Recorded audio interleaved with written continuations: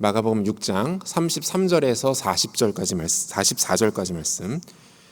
마가복음 6장 30절에서 44절까지 말씀입니다.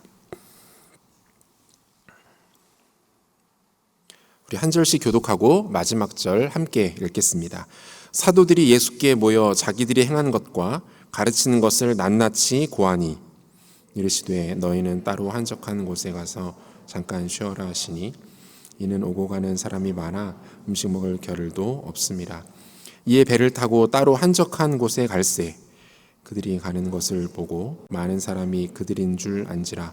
모든 골로부터 도보로 그곳에 달려와 그들보다 먼저 갔더라. 예수께서 나오사 큰 무리를 보시고 그 목자 없는 양 같음으로 인하여 불쌍히 여기사 이에 여러 가지로 가르치시더라. 때가 저물어 가매 자제들이 예수께 나와 여짜오되 이곳은 빈들이요 날도 저물어 가니 무리를 보내어 두루 촌과 마을로 가서 무엇을 사 먹게 하옵소서. 대답하여 이르시되 너희가 먹을 것을 주라 하시니 여짜오되 우리가 가서 200데나리온의 떡을 사다 오기리이까. 이르시되 너희에게 떡 몇 개나 있는지 가서 보라 하시니 알아보고 이르되 떡 5개와 물고기 2마리가 있더이다 하거늘. 예수께서 때를 지어 푸른 잔디 위에 앉게 하시니 때로 100명씩 또는 50명씩 앉은지라. 예수께서 떡 5개와 물고기 2마리를 가지사 하늘을 우러러 축사하시고 떡을 떼어 제자들에게 주어 사람들에게 나누어 주게 하시고 또 물고기 2마리도 모든 사람에게 나누심에 다 배불리 먹고 남은 떡 조각과 물고기를 12바구니에 차게 거두었으며. 함께 읽겠습니다. 떡을 먹은 남자는 5,000명이었더라. 아멘. 남들에게는 평범한데 나에게는 아주 특별한 장소 또는 공간이 있습니다. 저에게도 이런 공간이 있는데요. 청년 시절 다니던 교회, 저희 교회에서부터 동네 시장 정문 앞에 있는 그 버스 정류장까지의 그 길이 저에게는 굉장히 특별한 길이고 특별한 장소로 지금까지 남아 있어요. 그 보통 걸음으로 약 15분 정도를 걸어가야지 다 갈 수 있는 그렇게 짧은 길은 아니었던 것 같습니다. 이 길이 뭐 굉장히 예쁘거나 운치가 있거나 분위기가 있거나 그렇지도 않아요. 오히려 좀 어두웠습니다. 지저분했고요. 가로등도 듬성듬성 있어서 밤을 지나다 보면 위험하다 이런 인상까지 줘요. 동네 그 강아지들의 배설물도 곳곳에 이렇게 지뢰처럼 이렇게 매설되어 있어서 위험합니다. 늦은 밤이면은 취객들이 전봇대에 기대서 잠들어 있는 모습도 종종 볼 수가 있었어요. 누구라도 좋아할 수 없는 그런 길이었습니다. 그런데 저는 이 길이 참 좋았습니다. 일주일에 딱 한 번 토요일 밤에 이 길을 이렇게 지났는데요. 일주일 동안 그 시간만, 그 길을 지나는 시간만 기다린 적도 있습니다. 이 길은 지금도 저에게 가장 행복하고 아름다운 밤 산책길로 남아 있어요. 이 길은 당시 제가 짝사랑하던 교회 누나를 버스 정류장까지 데려다 주던 길이었습니다. 지난번에도 제가 그 교회 짝사랑했던 누나 한번 얘기했더니 많은 분들이 우려의 목소리를 보내주셨어요.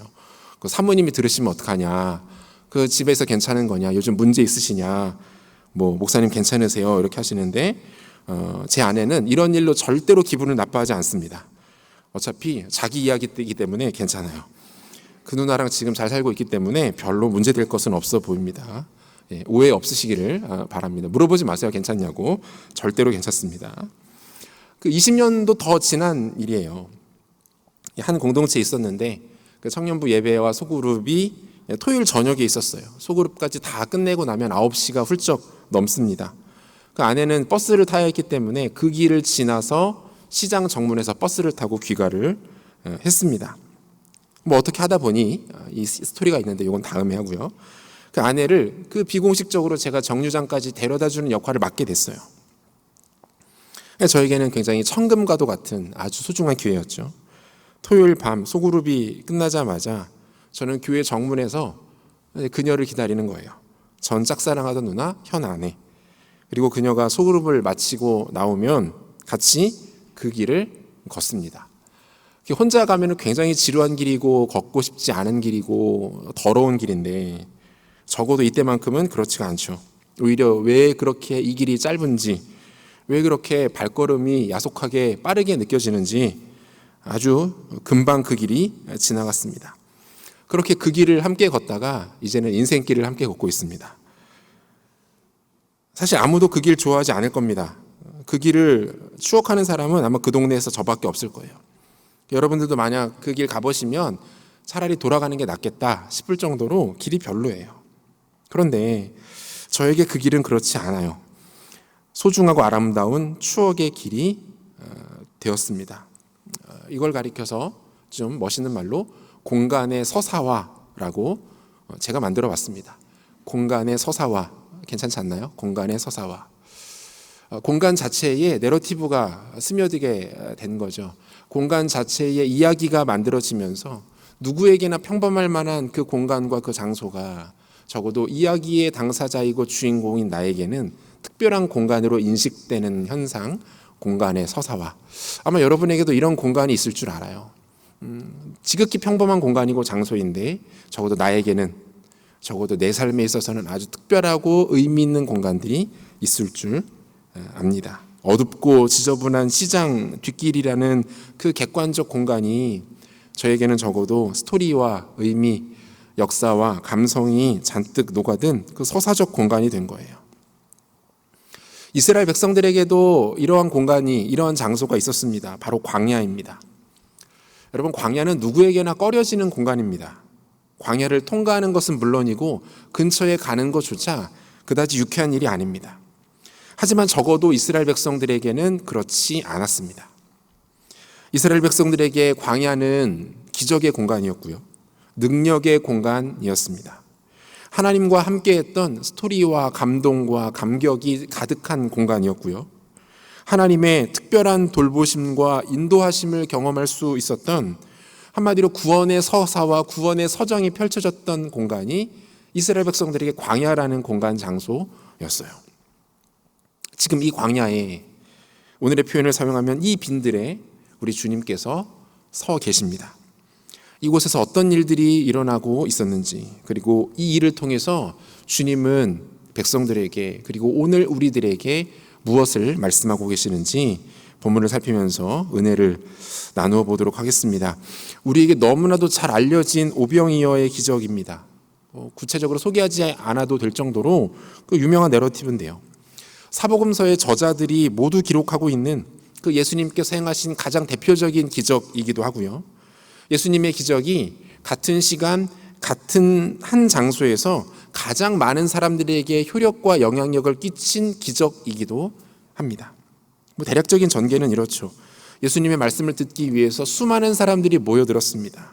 주님은 이들을 불쌍히 여기셔서 가르치시고 이들을 빈들에서 이들과 교제하십니다.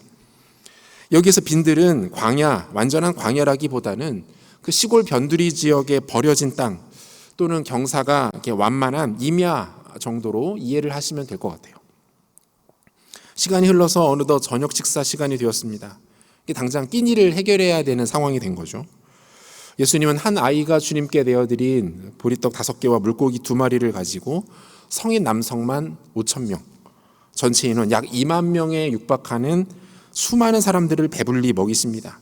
이렇게 먹고도 그 음식이 12광주리에 가득 남았다라고 복음서 저자들은 기록하고 있어요.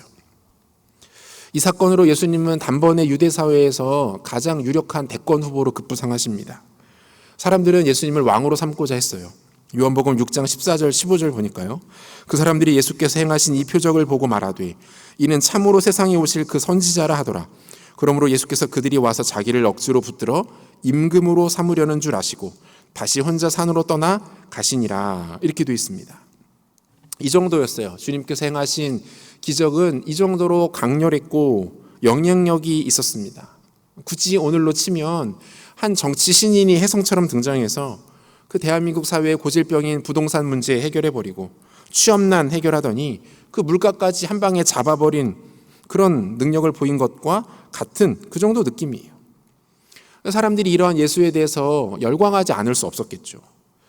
하지만 정작 이 기적을 기록하고 있는 복음서의 저자들은 무리들의 반응과 전혀 다른 의도를 가지고 이 사건을 바라보고 있어요. 여러분, 모든 복음서의 저자들이 다 공통적으로 이 사건을 기록했다라는 것은 무엇을 의미할까요? 그 저자들이 예수님에 대한 기억을 하나하나 떠올리면서 이렇게 생각한 거죠. 적어도 이 사건은 빼놓을 수 없다. 다른 건 몰라도 이 사건을 빼놓을 수는 없지. 이 사건은 반드시 기록되어야 하지. 라는 생각 아니었을까요? 그만큼 중요한 의미를 갖는다라는 거죠. 무엇보다 이 기적이 예수 그리스도가 누구신지, 그분의 가치와 그분의 생각이 어떤 것인지, 다시 말하면 그분의 존재와 그분의 철학이 어떤 것인지를 가장 잘 보여주는 사건 중에 하나였다라는 거예요. 예수는 누구이고 무엇이 과연 예수의 원리이고 정신인가? 이 내용이 오늘의 본문인 오병이어 기적에 아주 잘 담겨 있다라는 것입니다. 이 내용들을 같이 살펴볼 텐데요. 두 가지 질문을 던지면서 오늘 본문에 접근해 보도록 하겠습니다. 첫 번째 질문입니다. 음식은 누구의 것인가? 음식은 누구의 것인가? 질문이 다소 뜬금없죠. 음식은 누구의 것인가? 이 질문을 통해서 많은 것들을 우리가 정리해 볼 수 있는데요. 자, 오병이어 기적이 일어나기 직전의 상황으로 한번 거슬러 올라가 보도록 하겠습니다. 오늘 본문의 첫 부분에는 사역을 마치고 예수님께로 돌아온 제자들의 모습이 소개되고 있어요. 어떤 사역이었죠? 우리가 6장 초반에서 살폈는데 예수님께서 제자들을 직접 파송하신 전도 여행을 이들이 마치고 돌아오는 거예요. 얼마나 고생이 많았을까요? 얼마나 수고가 많았겠습니까? 그 제자들이 많이 지쳐 있었던 것 같아요. 그들이 영적으로는 충만했지만 그 육체적인 쇠잔함을 겪은 것마저 부인할 수는 없었겠죠. 특별히 그들은 몹시 배가 고팠던 것 같습니다. 본문 31절을 보니까요. 이르시되 너희는 따로 한적한 곳에 가서 잠깐 쉬어라 하시니 이는 오고 가는 사람이 많아 음식 먹을 겨를도 없음이라. 지금 어떤 상황이에요? 그 전도 여행을 다 마치고 와서 이제 좀 쉬려는데 잠깐 쉬기도 하고 제대로 먹지 못한 음식도 먹으면서 끼니를 때우면서 좀 쉬려고 하는데 그것도 쉽지가 않아요. 계속해서 사람들이 예수님을 알아보고 몰려들기 시작합니다. 결국 이 제자들은 식사도 제대로 하지 못하게 되죠. 예수님께서 빈들로 몰려든 사람들을 본격적으로 가르치기 시작하셨기 때문입니다. 그리고 저녁이 되었어요. 제자들은 무리들을 촌과 마을에 보내서 각자 끼니를 해결할 수 있도록 하자라는 제안을 합니다. 얼핏 들어보면 상당히 합리적이고 현실적인 제안처럼 들려요. 그 많은 사람들 어떻게 다 먹입니까? 그러니까 자, 저녁 식사는 우리가 제공한다라는 이야기도 하지 않았고 우리가 오라고 한 것 아니지 않습니까? 여러분들이 온 겁니다. 그러니까 알아서 끼니를 해결하십시오. 전혀 무리한 요구 아닙니다. 그런데 정작 이러한 이야기를 하는 제자들의 속마음은 다른 데 있었던 것 같아요. 본문 36절을 보시면요. 무리를 보내어 두루 촌과 마을로 가서 무엇을 사 먹게 하옵소서라고 되어 있습니다. 자, 여러분 여기서 이 보내어라는 단어를 좀 집중해 볼 필요가 있어요. 헬라어로 아폴리손이라는 단어인데요. 이 단어는 무엇에게서라는 뜻을 가진 아포라는 전치사와 풀다라는 뜻의 동사 리손이라는 단어가 합쳐져서 만들어진 단어예요. 아포리손. 따라서 이 단어는 단순히 그 성경 이 한글의 해석처럼 단순히 보낸다라는 뜻이 아닙니다. 이 단어는요 해산하다라는 뜻이에요. 해산하다, 풀어서 놓아주다라는 의미로 사용됩니다. 여러분 이 표현에는요 제자들의 속마음이 적나라하게 담겨 있어요. 지금 이렇게 말하고 있는 거예요. 주님, 이 사람들 그냥 해산시키면 안 되겠습니까? 주님, 이 사람들 그냥 집에 가라고 돌려보내시죠. 다들 흩어지라고 하시죠. 우리도 너무 피곤하지 않습니까? 우리도 쉬지 못했는데요. 이 사람들 그냥 가라고 하세요. 그리고 그렇게 해야만 제자들은 자신들이 앞서 하지 못했던 식사를 할 수 있었습니다. 하지만 예수님의 생각은 조금 달랐던 것 같아요. 오히려 예수님은 제자들이 자신들을 위해서 갖고 있었던 음식, 그 음식에 대해서 언급하시는 것 같습니다. 보면 37절 상반절인데요. 대답하여 이르시되 너희가 먹을 것을 주라 하시니. 이 말은 너희의 먹을 것을 주라 라는 표현으로도 해석해 볼 수 있어요. 너희의 먹을 것을 주라. 너희가 가지고 있는 것을 좀 이들에게 나누어 줄 생각은 해보지 않았니? 제자들은 예수님께 주님 그럴 수는 없습니다. 게다가 이 적은 양의 음식으로 이 많은 사람들을 어떻게 먹일 수 있습니까? 라고 대답하는 대신에 지극히 현실적인 데이터를 제시합니다. 계속해서 30절 하반절인데요. 여짜오되 우리가 가서 200데나리온의 떡을 사다 먹이리이까. 여러분, 한 데나리온은 당시 노동자의 하루 품삯이었어요.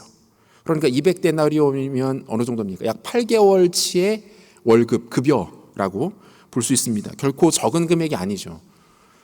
그들은 짧은 시간에 상당히 신빙성 있는 분석 자료를 예수님께 내놓습니다. 하지만 이들의 통계는 정확할지는 몰라도 의미 없는 통계에 불과했어요. 왜 그렇습니까? 주님의 진짜 의도를 전혀 눈치채지 못하는 것이기 때문입니다. 이처럼 제자들과 예수님 사이에서 묘한 기류가 흐르고 있고 제자들은 서로 눈치를 보며 우왕좌왕하고 있을 때 결정적인 인물이 등장하죠. 사도 요한 외에는 이 인물에 대해서 정확한 기록을 남기고 있지는 않은데요. 요한복음 6장 9절을 보니까요. 여기 한 아이가 있어 보리떡 5개와 물고기 2마리를 가지고 있나이다. 그러나 그것이 이 많은 사람에게 얼마나 되겠사옵나이까. 그 무리 중에 섞여 있었던 한 아이가 그 도시락으로 보이는 그 물건 하나를 제자 중 한 사람이었던 안드레에게 가져옵니다. 안드레가 그 도시락 뚜껑을 열어보니 그 안에는 보리떡 5개와 물고기 2마리가 들어있었어요. 이 보리떡은 헬라어로 아르투스라고 하는데요. 이 아르투스는 당시 대중들이 가장 쉽게 접할 수 있었던 간식 정도라고 생각하시면 됩니다. 가장 저렴하기 때문에 상대적으로 맛은 없었어요. 그런데 쉽게 아무 데서나 구해서 요기는 할 수 있을 정도, 배고픔을 달랠 수 있을 정도의 간식, 이게 아르투스였어요. 주로 가난한 사람들이 급하게 식사를 해야 할 때 먹던 음식이었기 때문에 노동자들에게 특별히 인기가 있는 대표적인 서민 음식이었습니다. 먹을 수는 있었지만 참 어디다 내놓기에 민망한 보잘것없는 음식이 바로 이 보리떡이었죠. 그것도 어린아이의 식사를 위해 준비된 결코 푸짐하지 않았을 양이 주님의 손에 들려지게 됩니다.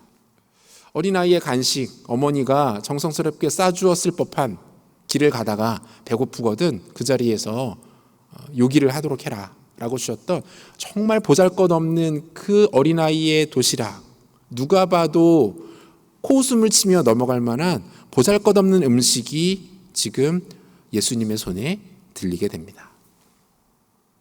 그리고 이때부터 우리 주님의 시간, 주님께서 놀라운 기적들을 펼치시기 시작하죠. 제자들이 놓치고 있었던 것이 있었습니다. 그들이 직접 현장에서 체득했던 전도 여행의 원리를 정작 일상에서는 조금도 적용하고 있지 못했어요. 여러분 기억하시죠? 전도 여행, 그들이 갔던 2명씩 짝지어 갔던 전도 여행의 가장 중요한 원리, 그들이 지켜야만 했던 가장 중요한 원칙은 무엇이었습니까? 나를 위해서는 그 무엇도 준비하지 말 것, 이거 아니었나요? 모든 필요와 모든 쓸 것을 공급하시는 하나님만 신뢰할 것, 이것이 그들이 전도 여행 중에 반드시 기억하고 지켜야만 했던 원칙 아니었습니까? 그들은 이 명령에 순종했고 그 능력을 직접 체험했습니다. 그래서 마가는 그들이 전도 여행을 다 마치고 돌아왔을 때 다소 이른 감이 있지만 과감하게 이 제자들을 가리켜서 사도 아포스톨로스라는 호칭을 그들에게 불러주기도 하죠. 본문 30절이에요. 사도들이 예수께 모여 자기들이 행한 것과 가르친 것을 낱낱이 고하니. 이랬던 제자들이 전도 여행에서는 발군의 믿음을 보이며 하나님 앞에 귀하게 쓰임받았던 이 제자들이 얼마 지나지 않아 소유에 대한 개념에 있어서 철저하게 실패하고 있는 거예요. 그들은 잊어버렸습니다. 자신들의 손에 들려있는 그 음식이 누구의 것인지, 자신들의 몫으로 주어진 그 음식이 진짜 누구로부터 온 것이고 누구의 것인지 그들은 알지 못하고 있습니다. 주님의 요구를 모른 척하면서 자신의 것, 자신의 소유를 빼앗기지 않으려고 집착하고 그것을 고집하고 있는 모습이 나타나고 있어요. 반면 예수님께 떡과 물고기를 갖고 나온 아이는 이 음식의 출처를 비교적 정확하게 알고 있었던 것 같습니다. 이 음식은 어머니께서 자신에게 싸주신 것도 아니고 자신이 배고플 때면 언제든지 꺼내어 먹을 수 있는 것도 아니라는 것을 그는 정확하게 캐치해내고 있습니다. 그는 자신의 음식이 곧 하나님의 것임을 본능적으로 직감했어요. 자신의 눈앞에 서 계신 분이 이 음식마저도 능히 소유하실 수 있는 분이시고 다스리실 수 있다라는 것을 본능적으로 신뢰합니다. 그리고 자신의 소유 주장하기를 포기한 그 음식들은 우리 주님의 손에 붙들림 받아 위대한 기적의 도구로 쓰임받게 돼요. 우리는 그것이 눈에 보이는 것이 되었든 눈에 보이지 않는 것이 되었든 많은 것을 소유하고 싶어 합니다. 소유에 대한 욕구는 모든 사람들이 가지고 있는 본능적인 욕구에 가까워요. 그래서 그런지 요즘 우리가 살아가는 이 시대는 그 어느 때보다 소유에 대한 관심이 많습니다. TV와 인터넷의 거의 대부분을 도배하고 있는 광고들, 소유를 예찬합니다. 이것을 소유하면 당신은 행복해집니다. 이것을 소유하면 당신은 인싸가 될 수 있습니다. 이것을 소유해야만 사람들은 당신을 우러러볼 것이고 당신에게 찬사를 보낼 겁니다. 이렇게 말하고 있는 것 같아요. 이 시대의 가장 대표적인 소유 선호 목록 1호, 역시 돈이겠죠. 통장에 두둑한 잔고, 날마다 상한가를 치는 주식, 가상화폐, 부동산, 이런 것을 소유하기를 마다하는 사람은 없을 겁니다. 이뿐 아니라 특정한 재능과 능력은 어떻습니까? 타고난 음악성, 운동 능력, 외모, 사람들을 즐겁게 할 만한 끼와 감각. 어떻게 보면 오늘날 우리가 살아가는 이 시대는 눈에 보여지는 소유보다 이러한 타고난 어떤 능력, 재능에 관련된 소유가 훨씬 더 사람들에게 많은 것들을 가져다 줄 수 있는 것 같아 보입니다. 여기에는 부는 기본이고 명예와 인기, 나아가 권력까지 덤으로 주어지기 때문이죠. 여기에 또 하나가 추가될 수 있을 것 같아요. 소위 말하는 수전원으로 설명되는 가정환경, 출생 배경, 그리고 부모의 능력. 자신이 무엇을 소유했냐보다 더 중요해진 것이 바로 이것인 것 같습니다. 극히 일부의 경우라고만 믿고 싶지만 너는 어떤 사람이냐? 당신은 어떤 사람입니까? 라는 질문보다 이 시대와 이 사회를 더 솔깃하게 만드는 질문은 이것 아닙니까? 당신의 부모는 어떤 사람입니까? 당신의 부모는 얼마만큼의 자산을 갖고 있습니까? 당신의 부모는 어떤 일을 하고 있습니까? 이 질문이 사람들의 이목을 훨씬 더 빠르고 강렬하게 집중시키고 있는 것들을 봅니다. 혈통과 출신이 한 사람의 가치와 신분을 결정하고 좌우하는 것은 봉건제도의 모습이기 때문에 그다지 유쾌한 현상은 아닌 것 같습니다. 오늘날에는 이것 또한 중요한 소유일 수 있는 것 같습니다. 타고난 배경. 사랑하는 여러분, 여러분이 소유하고자 하는 것은 무엇입니까? 그리고 여러분이 지금 소유하고 있는 것은 무엇입니까? 그리고 여러분은 여러분의 소유, 여러분이 추구하는 소유, 여러분이 갈망하는 그 소유를 어떻게 해석하고 이해하고 받아들이십니까? 성경에서 많은 것을 소유했고 그것을 즐겼으며 그것으로 마음껏 기쁨과 영광을 누렸던 이들의 최종 고백이 흥미롭게도 매우 일치하는 것을 볼 수 있어요. 동방 제1의 부호였던 욥은 자신의 소유, 자신이 가졌던 그 많은 재산들에 대해서 뭐라고 말합니까? 욥기 1장 21절 보면요. 이르되 내가 모태에서 알몸으로 나왔사온즉 또한 알몸이 그리로 돌아가올지라 주신 이도 여호와시오 거두신 이도 여호와시오니 여호와 이름이 찬송을 받으실지니이다 하고, 여러분, 그가 자신의 모든 소유를 다 빼앗기고 말았을 때 그가 했던 마지막 고백은 뭐였습니까? 이거였어요. 나의 것은 없었다. 나는 알몸으로 왔다가 알몸으로 갈 뿐이다. 나는 그런 존재에 불과하다. 동방의 가장 부호가 했던 가장 진솔한 고백은 이 고백이었어요. 욥보다 조금 더 많이 가졌고 조금 더 많이 놀아봤고 조금 더 많이 누려봤던 인물이 있습니다. 솔로몬인데요. 그는 이 주제에 대해서 어떤 견해를 갖고 있습니까? 전도서 2장 10절과 11절 말씀을 우리 같이 한번 읽어보도록 하겠습니다. 전도서 2장 10절과 11절 같이 읽겠습니다. 무엇이든지 내 눈이 원하는 것을 내가 금하지 아니하며 무엇이든지 내 마음이 즐거워하는 것을 내가 막지 아니하였으니 이는 나의 모든 수고를 내 마음이 기뻐하였음이라. 이것이 나의 모든 수고로 말미암아 얻은 몫이로다. 그 후에 내가 생각해 본즉 내 손으로 한 모든 일과 내가 수고한 모든 것이 다 헛되어 바람을 잡는 것이며 해 아래에서 무익한 것이로다. 여러분, 이 사람의 결론 뭡니까? 모든 것이 헛되다. 마치 바람을 잡는 것 같더라. 그 무엇도 나에게 유익하지가 않았다. 라고 말해요. 고백이 크게 다르지 않습니다. 이들과는 비교도 되지 않는 아주 적은 것을 손에 쥐고도 자신의 소유에 도취해서 교만한 마음으로 희낙락하던 한 사람이 있었습니다. 그는 자신의 소유에 흠뻑 취해서 이렇게 말하죠. 누가복음 12장 19절. 또 내가 내 영혼에게 이르되 영혼아 여러 해 쓸 물건을 많이 쌓아두었으니 평안히 쉬고 먹고 마시고 즐거워하자 하리라 하되. 그는 자신의 영혼의 안식의 근거를 몇 해 동안 소유할 수 있는 재물, 즉 자신의 소유에 둡니다. 자신의 소유만을 의지하여서 그에게 하나님은 존재하지 않습니다. 그러자 이 사람의 교만한 생각과 가치관에 대하여 주님은 이렇게 말씀하시죠. 계속해서 12장 20절인데요. 같이 읽겠습니다. 같이 읽습니다. 하나님은 이르시되 어리석은 자여 오늘 밤에 내 영혼을 도로 찾으리니 그러면 내 준비한 것이 누구의 것이 되겠느냐 하셨으니. 주님 뭐라고 말씀하십니까? 너가 그렇게 소유를 즐거워하냐, 소유를 신뢰하냐, 그렇다면 나는 나의 영혼을 빼앗겠다. 그분은 충분히 그러실 수 있는 분이시기에, 지금도 이렇게 일하실 수 있는 분이시기에 아주 무겁고 무서운 메시지입니다. 사랑하는 여러분, 몇 군데의 성경을 읽으면서 더 이상 부연 설명이 필요하지 않을 정도로 결론은 명쾌해졌어요. 여러분, 소유의 실체는 바로 이것입니다. 남는 게 없다라는 거예요. 연기와 같다라는 것입니다. 안개와 같다라고 말해요.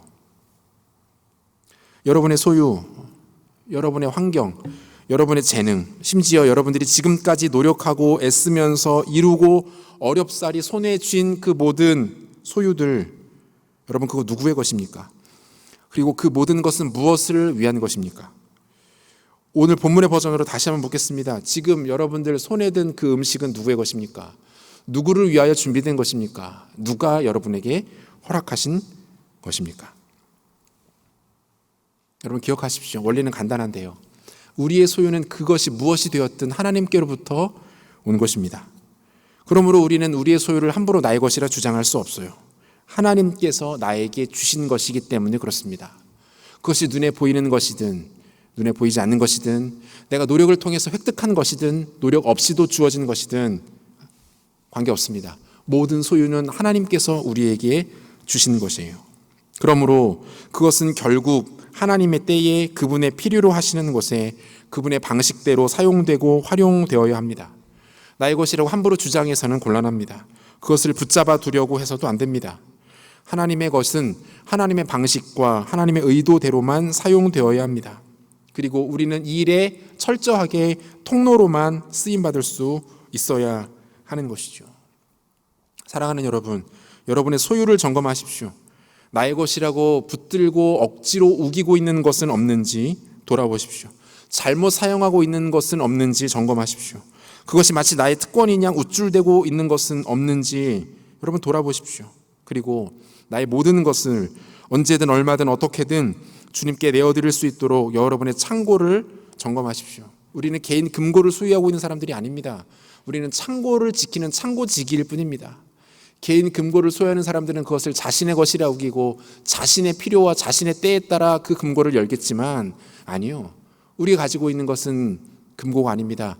우리는 창고를 소유하고 있고 우리는 창고의 주인이 아닌 창고지기일 뿐이라는 사실입니다. 바라기는 소유에 대한 우리의 마음과 입장을 하나님 앞에 정확하게 점검하셔서 하나님의 것을 하나님의 때에 하나님의 방식으로 사용하고 그 일에 아름다운 통로로 쓰임받는 믿음의 신실한 종들 되기를 바랍니다. 두 번째 질문 이겁니다. 예수는 무엇을 하실 수 있는가? 예수는 무엇을 하실 수 있는가? 예수님 지금 빈들에 서 계신데요. 빈들 한복판에 서 계신 예수님에게서는 다양한 요즘 유행하는 거죠. 부 캐릭터가 발견됩니다. 첫 번째 부캐는 모세예요. 빈들에서 굶주린 이스라엘 백성들을 배불리 먹이시는 예수님의 모습은 그 옛날 광야에서 이스라엘 백성들을 만나러 먹이시는 하나님 앞에 서 있던 모세의 모습을 떠오르게 합니다. 광야와 빈들이라는 공간적 배경 역시 유사한 메시지로 작용해요. 하지만 예수님은 모세의 역할과 존재감을 훨씬 뛰어넘으시는 분이십니다. 실제로 많은 사람들이 예수님께서 행하신 이 기적을 보고 모세를 떠올렸던 것 같습니다. 하지만 주님은 이들의 판단과 논쟁을 이렇게 일축하시는데요. 요한복음 6장 32절과 33절 보니까요. 예수께서 이르시되 내가 진실로 진실로 너희에게 이르노니 모세가 너희에게 하늘로부터 떡을 준 것이 아니라 내 아버지께서 너희에게 하늘로부터 참떡을 주시나니 하나님의 떡은 하늘에서 내려 세상에 생명을 주는 것이니라. 이렇게 말씀하신 다음에 계속해서 다음과 같은 아주 위대한 선언으로 마무리하시죠. 계속해서 6장 35절 같이 한번 읽어볼까요? 6장 35절 같이 읽겠습니다. 예수께서 이르시되 나는 생명의 떡이니 내게 오는 자는 결코 줄이지 아니할 터이요 나를 믿는 자는 영원히 목마르지 아니하리라. 예수님 뭐라고 말씀하세요? 예수님 자신은 잠깐의 배고픔을 해결해 주는 존재가 아니다, 이렇게 말씀하시죠. 생명의 떡 그 자체라고 말씀하십니다. 생명의 떡이신 예수, 그 예수가 지금 빈들 한복판에 서 계신 것이고요. 예수님의 두 번째 부캐는 엘리사입니다. 엘리사는 열왕기하 4장에서 보리떡 20개와 채소 한 자루를 갖고 그 100명의 사람들을 먹이는 기적을 보였던 선지자였어요. 아마도 구약 성경을 비교적 잘 알고 있는 사람들이었다면 예수님께서 지금 빈들에서 행하시는 이 기적을 보고 저 사람이 엘리사인가? 라고 엘리사의 모습을 떠올렸을 수도 있었을 거예요. 마지막 세 번째 모습은 다름 아닌 목자의 모습인데요. 보면 39절 보시면요. 제자들에게 명하사 그 모든 사람으로 떼를 지어 푸른 잔디 위에 앉게 하시니. 지금 예수님께서 사람들을 어디에 앉히십니까? 모든 사람을 떼를 지어 푸른 잔디 위에 앉게 하셨다, 이렇게 되어 있어요. 여러분, 마가가 매우 의도적으로 단어를 활용하고 있습니다. 마치 이 정도 됐는데 못 알아차리겠어? 이 정도 되면 떠올려야 되는 거 아니야? 라고 우리와 밀당을 하고 있는 듯한 느낌도 들어요. 모든 사람으로 떼를 지어, 그리고 결정적으로 푸른 잔디, 뭡니까? 목자의 메타포 아닙니까? 결정적으로 이 두 단어와 지금의 이미지를 통해서 성경의 한 구절이 떠오릅니다. 여러분도 딱 떠오르시죠? 시편 23편, 그죠? 우리가 너무 잘 알지만 그래도 같이 한번 확인해 보죠. 시편 23편 1절과 2절인데요. 여호와는 나의 목자시니 내게 부족함이 없으리로다. 그가 나를 푸른 풀밭에 누이시며 쉴만한 물가로 인도하시는도다. 지금 빈들에서 이스라엘 백성들에게 기적을 베푸시는 예수님은 누구십니까? 양떼를 먹이시는 신실한 목자이십니다. 빈들에 우뚝 선 예수는 구약 성경 전체가 가리키는 바로 그분이에요. 사람들은 그의 그 모습을 보고 모세를 떠올렸고, 누군가는 엘리사를 떠올렸고, 누군가는 시편 23편의 아름다운 시의 선율을 떠올렸습니다. 그러면서 그들은 느꼈겠죠. 이가 바로 구약 성경의 모든 것이 가리키는 바로 그 인물인 것인가.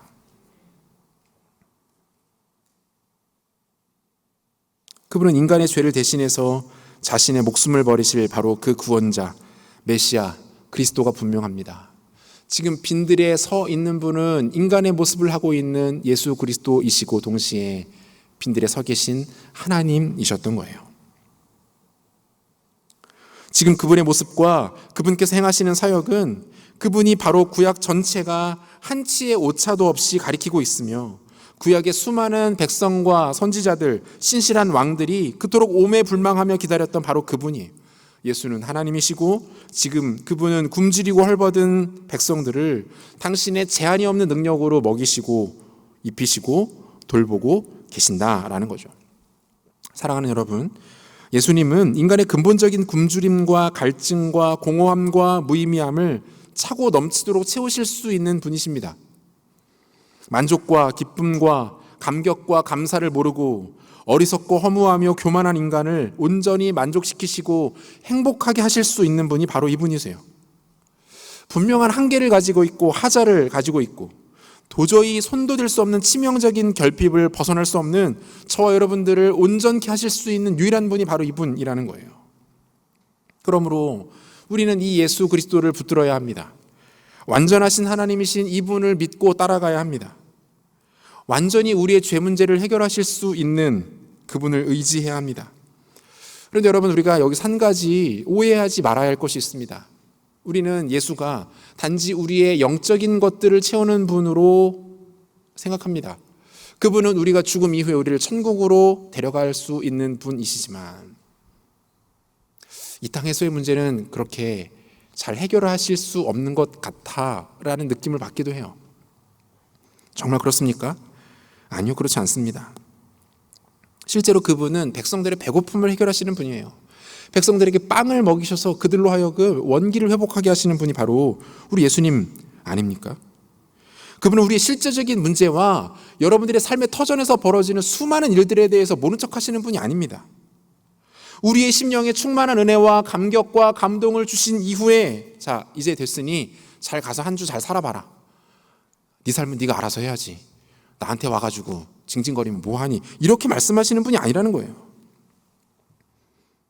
그분은 우리의 영혼뿐만 아니라 우리의 가장 육체적인 일까지도 책임지시고 돌보시는 분이라는 사실입니다. 저 셋째가 올해 초등학교 2학년인데요. 얼마 전에 제 아내가 이 셋째 담임 선생님하고 이렇게 상담을 하다가 다소 충격적인 소식을 들었어요. 저도 이렇게 전에 들었는데 좀 놀랐어요. 이 녀석이 집에서는 굉장히 까불까불하고 활발하고 별의별 짓 다 하거든요. 근데 학교에만 가면은 그렇게 내숭을 떤다는 거예요. 학교에 가서는 그렇게 활동적인 일들을 전혀 안 한대요. 뭐 율동하고 뛰어다니고 뭐 이렇게 노래하고 이런 거를 거의 몸을 조금도 움직이려고 하지 않는다라는 거죠. 그러면서 선생님이 그 수식어 하나를 사용했는데 대충 뭐 이런 대화했던 것 같아요. 주아가 집에서는 활발하다고 하셨죠. 학교에서는 거의 돌부처 같아요. 제가 이 말을 듣는데 마음이 너무 안 좋은 거예요. 첫 번째, 목사 딸에게 돌부처라니. 뭐 돌바울, 돌다윗 뭐 이런 거 모르겠는데 뭐 돌마리아, 뭐 돌부처 이게 뭐 하는 겁니까 지금?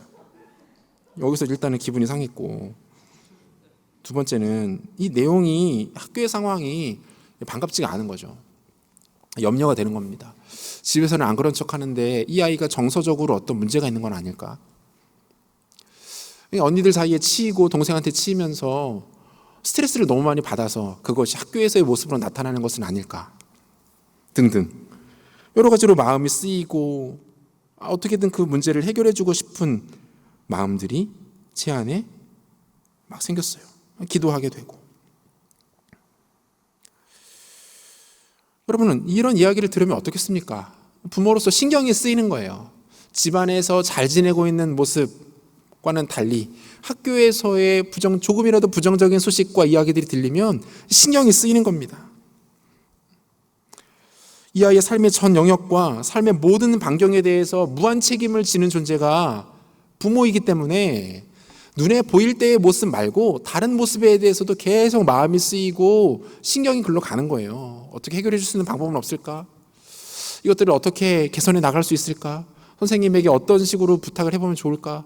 이런 생각들이 머릿속에 계속 끊이지 않는 거죠. 여러분, 이것이 자식에 대한 부모의 지당한 태도와 마음 아니겠습니까? 여러분, 우리 주님도 똑같아요. 주님이 여러분들의 취업에 대해서 관심을 갖고 계십니다. 여러분들의 인간관계에 대해서 주님께서 신경 쓰고 계세요. 여러분들의 가정의 문제에 대해서 주님께서 그것들을 심혈을 기울여서 들여다보십니다. 여러분들이 짓고 있는 죄의 문제뿐만이 아니라 여러분들이 당하고 있는 현실적인 경제적인 문제, 진로에 대한 고민들, 건강의 문제, 여러분들이 이 땅에서 겪고 있는 수많은 문제들에 대해서 우리 주님께서 외면하지 않으십니다. 여러분들보다 훨씬 더 많은 관심과 에너지를 쏟으시면서 그것들을 보신다는 거예요.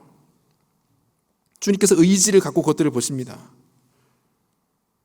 빈들에 앉아서 당신만 바라보고 있는 무리들의 굶주린 배를 놀랍게 채워주시듯이 우리 삶의 빈자리와 빈 곳을 주님께서 채우기를 원하신다는 거예요.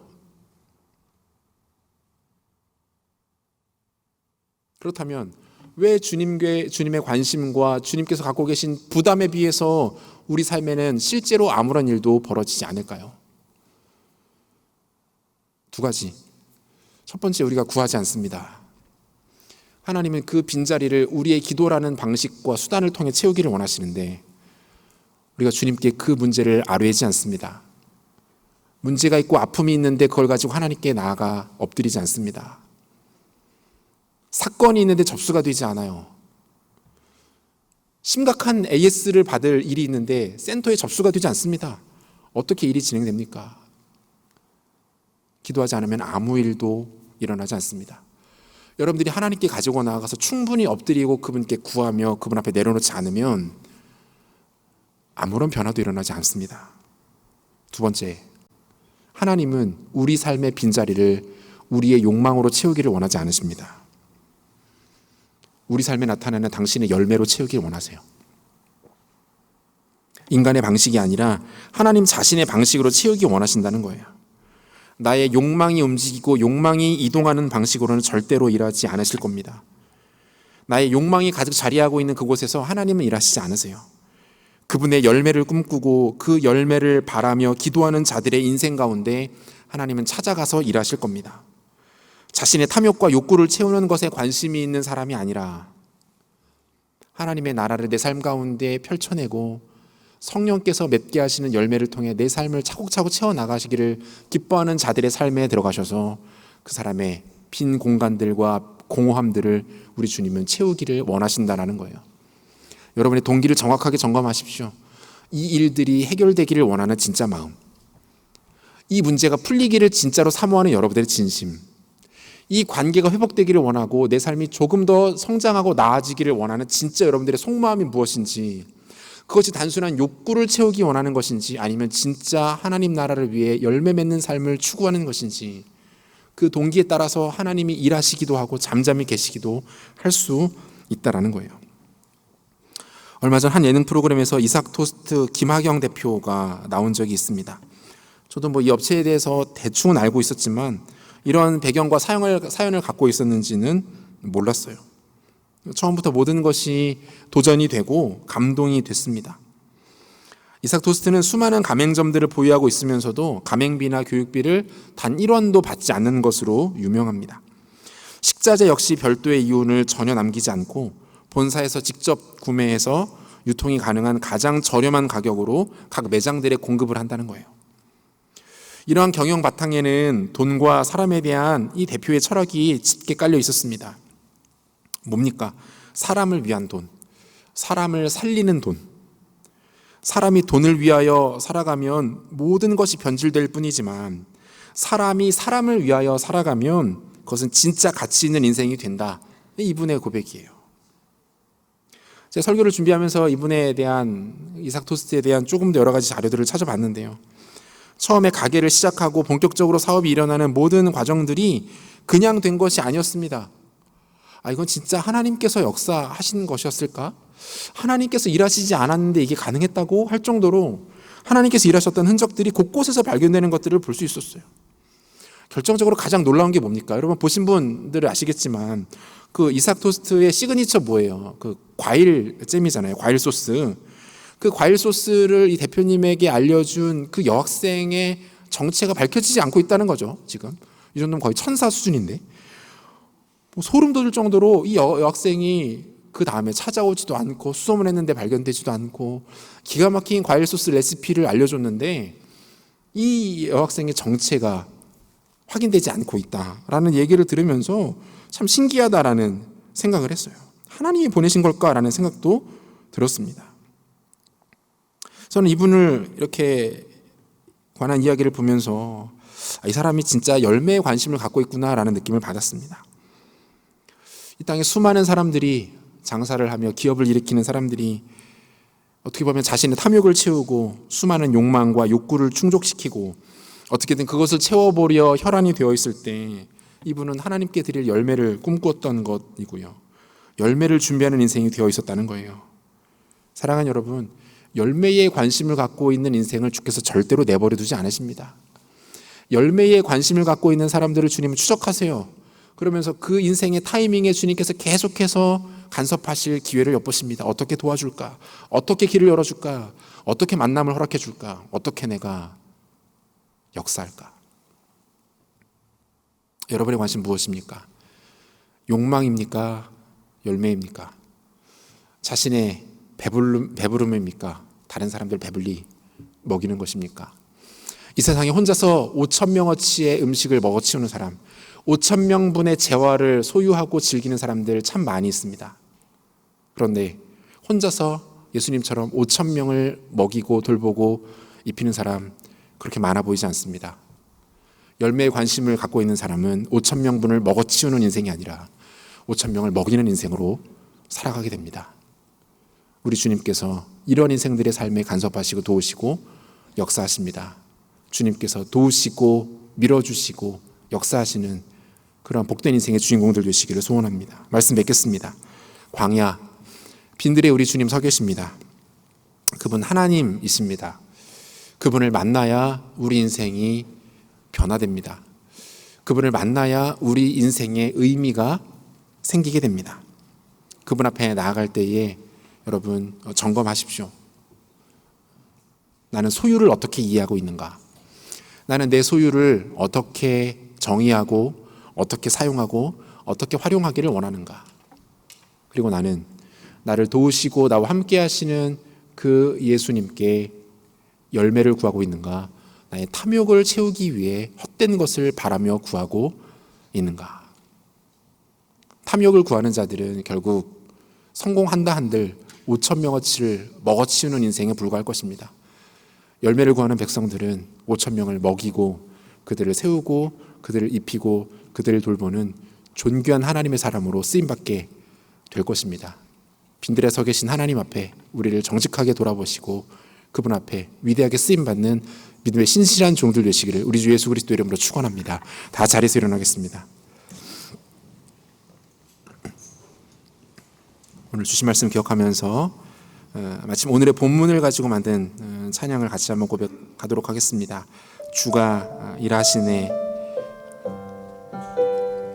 날이 저물어 갈 때, 날이 저물어 갈 때, 빈들에서 걸을 때, 그때가 하나님의 때, 내 힘으로 안 될 때, 내 힘으로 안 될 때, 빈손으로 걸을 때, 내가 고백해 여호와 이름. 다시 한번 고백합시다. 날이 저물어 갈 때, 빈들에서 걸을 때, 날이 저물어 갈 때, 빈들에서 걸을 때, 그때가 하나님의 때, 내 힘으로 안 될 때, 빈손으로 걸을 때, 내가 고백해 여호와 이름. 고백합니다. 주가 일하시네. 주가 일하시네. 주가 일하시네. 주께 아끼지 않는 자에게 주가 일하시네. 주가 일하시네. 주가 일하시네. 신뢰하며 걷는 자에게, 얻는 자에게 우리 모인 이곳에 주님 함께 계시네. 우리 모인 이곳에 주님 함께 계시네. 누리네 아버지 은혜, 아버지 적은 떡과 물고기 내 모든 걸 드릴 때, 떡과 물고기 내 모든 걸 드릴 때 모두 고백해 여호와. 우리 믿음으로 고백하며 나아갑니다. 주가 일하시네. 주가 일하시네. 주가 일하시네. 주가 일하시네. 주께 아끼지 않는 자에게 주가 일하시네. 주가 일하시네. 신뢰하며 얻는 자에게. 우리 이 절 다시 한번 찬양합시다. 우리 모인 이곳에, 우리 모인 이곳에 주님 함께 계십니다. 주님 함께 계시네. 누리네 아버지 은혜, 아버지 믿음으로 우리의 것을 주님께 내어드릴지다. 적은 떡과 물고기, 적은 떡과 물고기 내 모든 걸 드릴 내 때, 모든 걸 드릴 때 모두 고백해 여호와 이래. 주가 일하시네. 주가 일하시네 주가 일하시네 주께 아끼지 않는 자에게 주가 일하시네 주가 일하시네 신뢰하며 얻는 자 우리 믿음으로 선포하며 나가십시다. 주님 일하십니다. 주가 일하시네. 주가 일하시네 주가 일하시네 주께 아끼지 않는 우리 자에게 살펴보며 일하시는 주님을 찬양합니다. 주가 일하시네 주가 일하시네 신뢰하며 얻는 자의 거친 파도 날 향해 와도 거친 파도 날 향해 와 주와 함께 날아오리. 주와 함께 날아오르리 높은 가운데 나의 영혼 잠잠하는 주를 다시 한번 믿음으로 선포하며 나가십시다. 거친 파도 날 향해 와도 거친 파도 날 향해 와도 주와 함께 날아오르리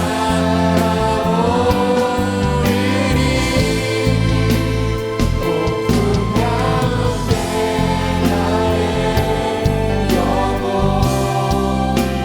잠잠하는 주를 보리라 거친 파도 날 향해 와도 거친 파도 날 향해 와도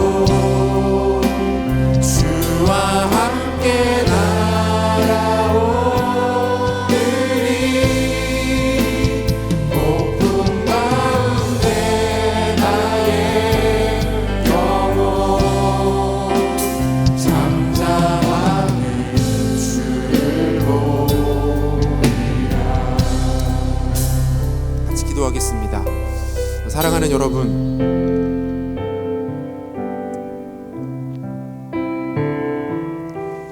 하나님께서 우리에게 허락하신 것들을 점검해 봅시다. 그리고 우리는 그것을 어떻게 활용하고 사용하고 있는지 잘 한번 돌아봤으면 좋겠어요. 제가 종종 드리는 말씀인데요. 여러분, 은사는 특별한 영적인 체험을 하고 어떤 신비한 현상을 경험하는 것, 어떤 능력, 영적 능력을 가리켜서 은사라고 말하지 않습니다. 은사는요, 다른 사람에게 없는데 나에게 있는 것. 여러분, 이게 은사예요. 하나님이 나에게만 주신 것, 여러분, 그게 은사입니다. 다른 사람에게는 어떤 재능이 없는데 나에게는 그 재능이 있어요. 여러분, 그건 은사입니다. 심지어 은사는요, 부담이기도 하고 상처가 은사가 될 수도 있습니다. 어떤 부담을 주시기도 하고 어떤 상처를 겪으시도록 하셔서 그 일들의 그 삶에 헌신하도록 하시는 것, 하나님이 은사를 주셔서 그 백성들을 사용하시는 아주 중요한 방식입니다. 하나님 우리에게 은사를 주시는 이유는 단 하나, 주의 영광을 위해 사용하도록 하시는 겁니다.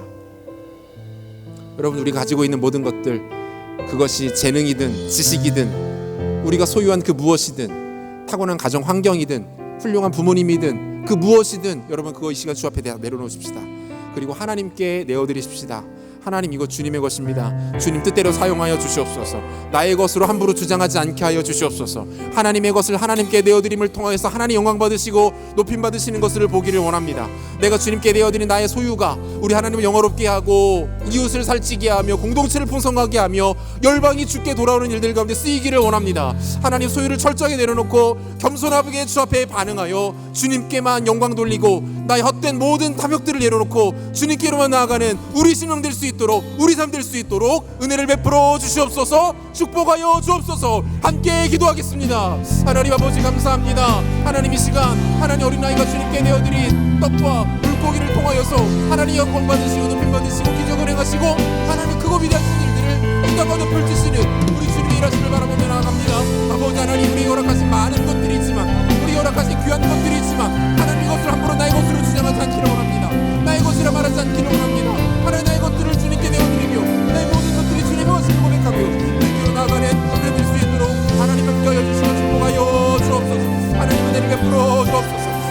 마음을 하나님 붙잡아 주옵소서. 우리의 마음을 영원하게 만들어 주옵소서. 하나님으로 소유를 취하지 않도록 주하장하여 주옵소서.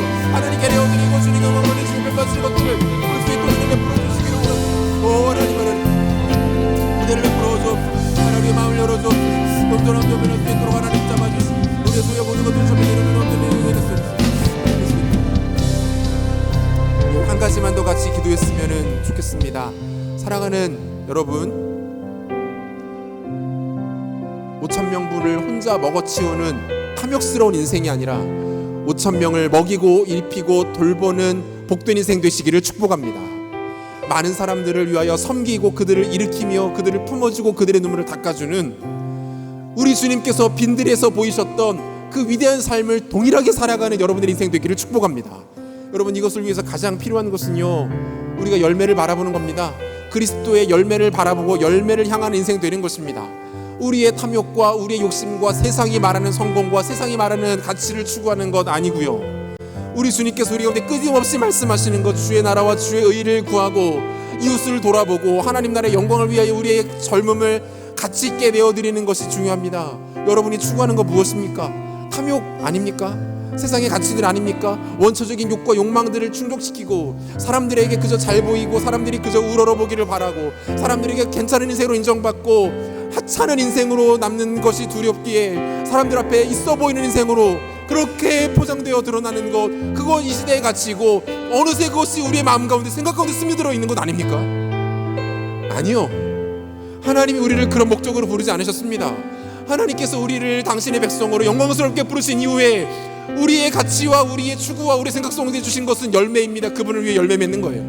하나님 나라를 위하여 열매 맺는 것입니다. 어려운 이웃들을 위하여 열매 맺는 것입니다. 그 열매를 가지고 주님께 올려드리며 하나님, 주를 위하여 내가 이렇게 살았습니다. 주를 위하여 일평생을 주님을 위해 달려왔습니다. 주님 영광 받아 주시옵소서. 이 고백으로 주님께 나아가는 것인 줄로 믿습니다.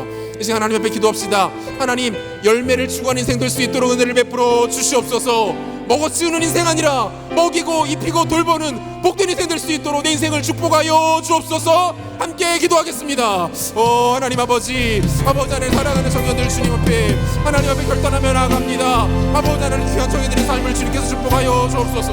하나님, 이들의 인생을 주님 받아주시옵소서. 청년의 귀한 때에, 아름다운 때에, 복되고 영광스러운 때에 하나님 당신의 소유 삼아 주셔서 우리 때의 보혈로 깨끗이 씻어주시고 아버지, 세상에 살아가는 어떤 존재가 아니라 주의 말씀 따라 살아가며 주의 복음 따라 살아가는 위대한 복된 인생들로 이루어주셨습니다. 아버지 하나님, 내를 수 있도록 하나님 잡아주옵소서. 아버지 하나님, 내를 먹어치는 인생들지 않도록 도와주옵소서. 나를 먹이는 위를 수 있도록 하나님 잡아주시기를 바랍니다. 아버지, 우리 주님처럼 주님처럼 내 주님처럼 살아가는 인생 될 수 있도록 하나님 잡아주옵소서. 열매를 향하고 열매를 바라는 인생 될 수 있도록 하나님 잡아주시기를 원합니다.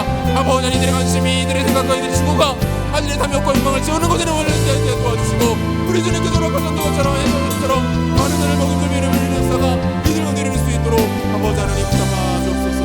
하나님 붙잡아주옵소서.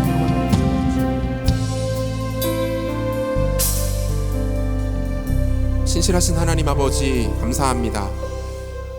오병이여, 우리에게 참 익숙하고 너무나도 잘 알고 있는 말씀을 다시 한번 우리 가운데 꺼내어 보여주시면서 우리의 소유의 원리가 무엇인지, 그리고 우리 가운데 허락하신 이 소중하고 값진 인생을 무엇을 바라보며 무엇을 향해 나아가야 하는지 다시 한번 깨닫게 해주시고 다시 한번 교훈해 주시고 권면해 주시고 도전해 주시니 감사합니다. 사랑하는 주님, 나에게 나의 것이 아무것도 없음을 고백합니다. 나의 생명도 주의 것이고 나의 젊음, 건강, 우리 가정, 나의 재능, 심지어 내가 할 수 있었던 노력, 내가 이룬 업적, 성취, 이 모든 것이 주님 당신의 것임을 고백합니다. 우리 주님께서 주셨으니 주님 뜻대로 사용하여 주옵소서. 특별히 주님 뜻대로 사용되기 위하여 나의 소유를 더욱더 주를 위해 아름답게 관리하며 내어드리며 사용하는 지혜로운 주의 백성들, 신실한 청지기들 될 수 있도록 주님 축복하여 주시옵소서.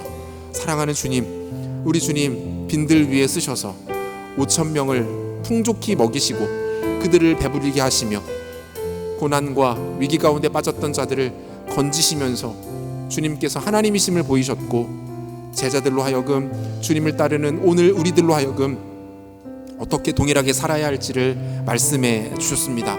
사랑하는 주님, 세상의 방식과 가치와 원리와 추구를 따르지 않게 하여 주옵소서. 자신의 욕망과 탐욕을 따라 살아가는 헛되고 어리석은 인생에 머물지 않게 하여 주시옵소서. 주께서 우리를 젊음의 때에 불러주셨고 그리스도의 보혈로 우리를 깨끗하게 씻으셔서 우리 안에 성령을 충만하게 채우시면서 당신의 소유 삼아주셨는데, 하나님, 이 기적과도 같은 기회가 단지 세상의 방식처럼 나 자신만을 위하여서 소모되는 일들 없도록 하나님 은혜를 베풀어 주시기를 원합니다. 5,000명분을 혼자 먹어치운 인생 되지 않게 하시고 5,000명을 먹이고 입히고 돌보는 복된 인생 살아가게 하여 주시옵소서. 우리 주님께서 허락하실 소중한 열매를 바라보며 탐욕과 욕망이 아닌 열매와 영광을 쫓아 살아가는 그러한 복된 인생들 살아갈 수 있도록 하나님 은혜를 더하여 주시기를 원합니다. 이것을 위하여 우리의 마음을 여기에 두고 기도하게 하시고 하나님 앞에 마음을 쏟고 말씀으로 우리를 무장하여 하나님께서 원하시는 인생 이 시대 가운데 찾으시고 기다리시며 간절히 찾고 간절히 추구하는 그런 하나님의 사람으로 우리가 준비되어 쓰임받을 수 있도록 하나님 축복하여 주시옵소서. 그렇게 우리 공동체와 사랑하는 청년들을 이끌어 가실 주께 감사를 드리며 존귀하신 예수 그리스도 이름으로 기도합니다. 아멘. 다 같이 자리에서 일어나셔서 봉헌하겠습니다. 우리가 새로운 사도행전의 주인공들입니다.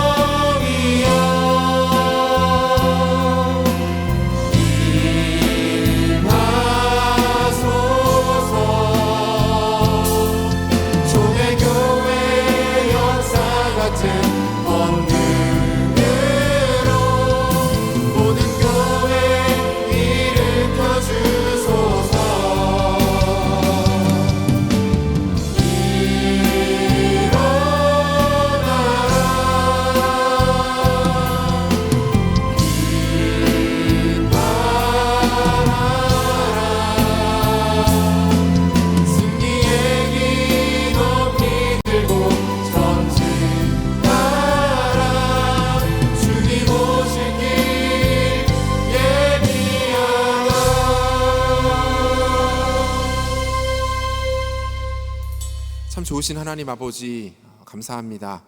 주께서 사랑하시는 또 새벽 이슬과 같은 주의 청년들을 다른 곳에 있지 않게 하시고 이 시간 하나님 앞에 예배하며 주님을 기억하고 기뻐하고 기념하며 마음껏 영광 돌리는 이 예배 자리 가운데 두셔서 이들을 통하여서 마음껏 영광 받으시고 높임 받으시고 찬양 받아 주시니 감사함을 드립니다. 사랑하는 주님, 우리의 모든 소유가 주님의 것이고 주님의 목적과 의도에 따라 쓰여야 함을 고백하며 정성스럽게 예물을 구별하여 드립니다. 이 예물 드린 손길 가운데 하나님께서 은혜와 복을 더하여 주시되 하늘의 신령한 복과 땅의 기름진 복으로 넘치도록 채워 주시옵소서. 사랑하는 청년들 건강의 복을 더하여 주옵소서. 질병으로 인하여 사건 사고로 인하여 육체가 상한 일이 없도록 하나님 붙잡아 주시옵소서. 좋은 기회들을 만나게 하여 주시고 이들의 인생 가운데 시온의 대로가 활짝 열려서 우리 하나님 인도하시는 선한 역사들이 삶의 모든 순간 가운데 넘쳐나도록 축복하여 주시옵소서. 가정이 형통케 하시고 가정에 하나님의 기쁨과 평안이 넘쳐나도록 은혜를 베풀어 주옵소서. 물질의 복도 주셔서 경제적으로 어려움 겪지 아니하도록 인도하여 주시고 오히려 넘치고도 남음이 있어 하나님의 나라를 위하여 아름답게 쓰이며 많은 사람들을 먹이고 입히고 돌보는 복된 인생 살아가도록 역사하여 주옵소서. 만남의 복을 더하셔서 어딜 가든 좋은 하나님의 사람들을 만나게 하시고 믿음의 귀한 동역자들을 붙여주셔서 함께 두 손 맞잡고 하나님 나라를 위하여 달려가는 귀한 인생들 될 수 있도록 은혜 베풀어 주옵소서. 허락하신 믿음의 배우자들도 만나게 하셔서 아름다운 가정 이루게 도와주시고 그 이룬 가정을 통하여서 하나님께 일평생 영광 돌리는 복된 인생 살아가는 사랑하는 청년들의 삶 될 수 있도록 은혜 더하여 주시옵소서. 드려진 예물들이 주의 나라 위하여 아름답게 쓰이게 도와주시고 잃어버린 영혼들 주께 돌아오며 교회가 세워지며 땅끝까지 이르러 그리스도의 복음이 증거되는 선한 사역 가운데 가치 있게 쓰일 수 있도록 은혜를 더하여 주시옵소서. 지금 우리 주 예수 그리스도의 은혜와 하나님의 사랑하심과 성령의 위로하시며 교통하시는 역사가 우리의 모든 소유가 주의 것임을 고백하며 탐욕과 세상적 가치를 추구하는 헛된 인생 아니라 우리 주님께서 허락하실 열매를 바라보며 그 열매를 통하여 하나님을 높일 뿐만 아니라 수많은 사람들을 먹이고 입히고 돌보는 빈들에 서신 우리 주님과 같은 삶을 살아가기를 다짐하며 이 예배에 참여한 사랑하는 청년들 머리 위에 이들의 인생과 삶의 모든 터전 가운데 이제로부터 영원토록 함께 있을지어다. 아멘.